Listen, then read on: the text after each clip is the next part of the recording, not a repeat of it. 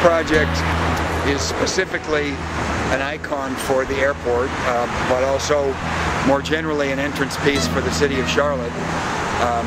And it deals with imagery that we associate with ascent. My name's Ed Carpenter. I'm from the West Coast. I grew up in California, in Santa Barbara and Los Angeles, and I have lived for about the last 40 years in Portland, Oregon, during which time I've been slowly developing public commissions for a variety of different kinds of clients in this country and abroad.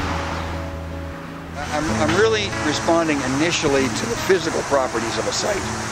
Should what I'm doing be in the foreground or the background? Should it be large or small? Should it be colorful or subdued? Should it be exuberant or self-effacing? Those are the kinds of questions I'm asking initially, and the airportness of the site, of course, relates into those, but a lot of those are responding to the physical properties. And then I'm looking for metaphor after that. Can I do something that has imagery that is appropriately suggestive for that site? In this case, obviously, aviation is, or flight, is a reference that I'm trying to build on, but not too literally. There's a mix of materials that range from the sort of dull in terms of light transmittance or reflectance, all the way up to very shiny. And it's that mix that I like. So there's galvanized metal, galvanized steel, which is relatively unreflectant.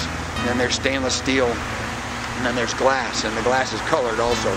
So there's a mix of reflectance and of color. The glass is a laminated glass with a dichroic interlayer, which means it has an interlayer laminated between the two layers of glass that has special properties in relation to the light, and specifically there's a color shift when you move in relation to it. As you get further and further from perpendicular, you see slightly different shades of color.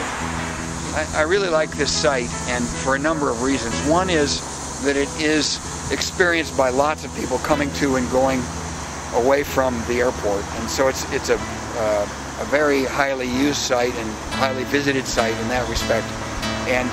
But it's also a site that's asking for a large expression. You can't make an impact on all those people moving at 30 to 70 miles an hour with something that's only 10 feet tall. So part of what I was trying to do, working within a fixed budget, was to give the city something that was as large as possible to really hold its own in this environment.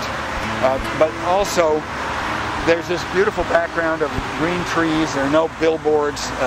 It's a very fine way to offset the sculpture, and the counterpoint of the soft, dark trees with the crispness of and shininess of the sculpture, to me, is a wonderful situation.